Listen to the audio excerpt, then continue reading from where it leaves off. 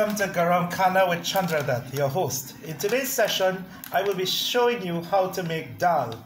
But specifically, dal which is lentil has many types, and if we want to really be technical about it, today I will be using Masoor Daal, which is a red dal or red lentil bean.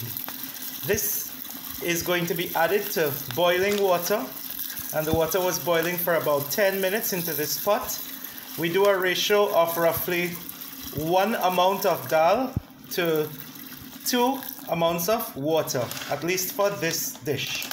And as the water is boiling, the red Masoor Dal has been added.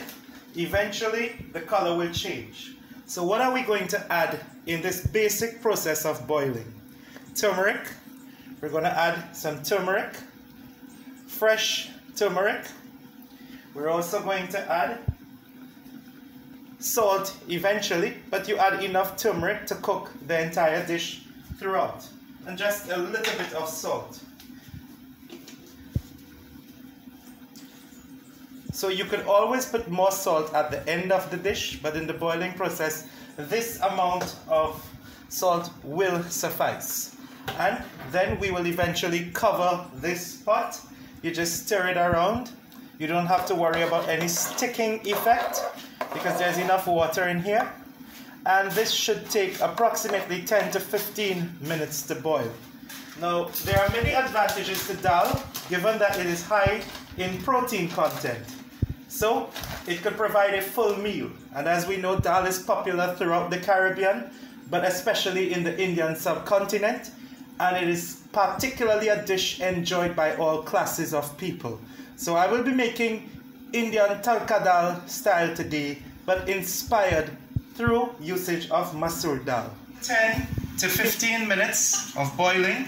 You can see the color change of the Masoor Dal, and it's become completely yellow. This is not actually due to the turmeric, but it's actually a function of the heat.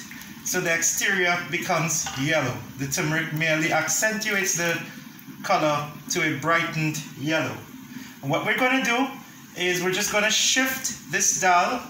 We're going to shift it on the extreme end of our stove so that we could actually prepare a basic saute of spices, or what we call chonke in Trinidad or in the West Indies. And the basic chonk process from India will be the sauteing of some aromatics into some hot oil.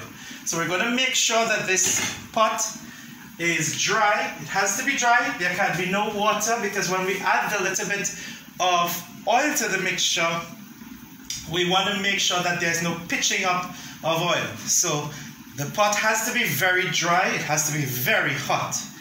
And once this pot is very hot, or this frying pan, we are going to add our aromatics, and we're going to get a caramelization. And when the different spices and herbs are well caramelized, we will then add it to the dal and mix it together. No one wants oily food. In Punjabi culture, they would add a lot of ghee to this, but we don't need to use ghee. Most people tend to use vegetable oil. Some Trinidadians and South Indians use coconut oil because it gives a nice, rich flavor. If you can do so, please do so, but don't feel guilty for using vegetable oil. I will not recommend extra virgin olive oil because EVOO has a very strong, pungent flavor that doesn't work well with dal. So the key thing is we add one main spice to be golden brown, and that spice to me is cumin. Other people might add sesame seed or black till. Some people across the world will add fenugreek seed or methi, but the real earthy flavor of the dal comes from the cumin as well as the caramelization of the onions.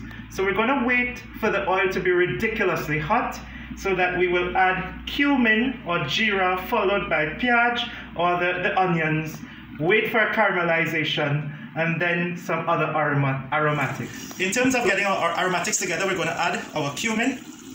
or jeera, and that pop indicates it's time to start the process of sauteing. We have some ginger, we have some garlic in here. We add that as well to the mix.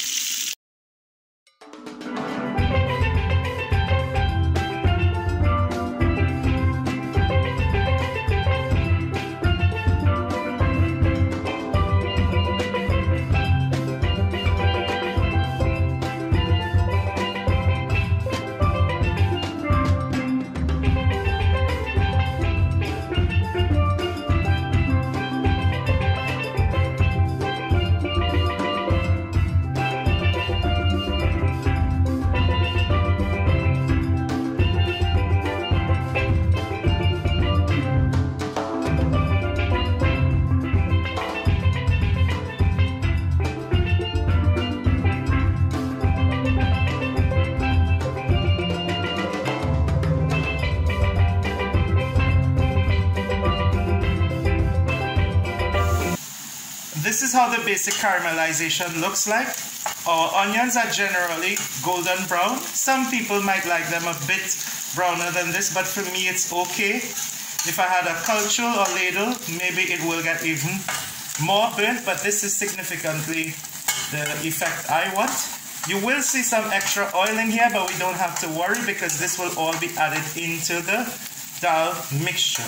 So now that it's all done and it's been sauteed, we're simply going to add this to our dal.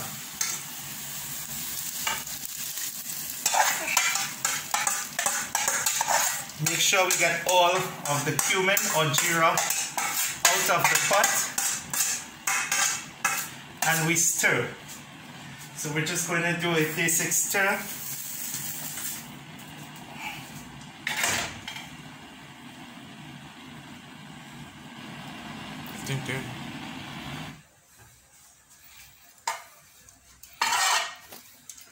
And it gives off a nice, very beautiful color. You get the contrast of the cumin and the dal. And just to remind you, you can add black pepper to this. You can add black till or sesame seeds, mustard seeds. So if you go in Indian restaurants, you would notice this is the classic consistency you see particularly at buffet Indian style restaurants. They'll always have a huge pot of dal looking like this. And this is a key way to know that the quality is good. If you see a lot of spices or aromatics on it, golden brown complexion, not a lot of oil, then you know that it's fresh, and also the freshness will come with herbs. Many people in the Caribbean would probably want to put their version of coriander like culantro into it, or called popularly bandhania, but the Indians will be more familiar with adding dhania or coriander in, finely chopped. So this is where your garnishing can proceed. But for me, this is good enough. And this could be eaten with rice, and it could even be eaten with roti.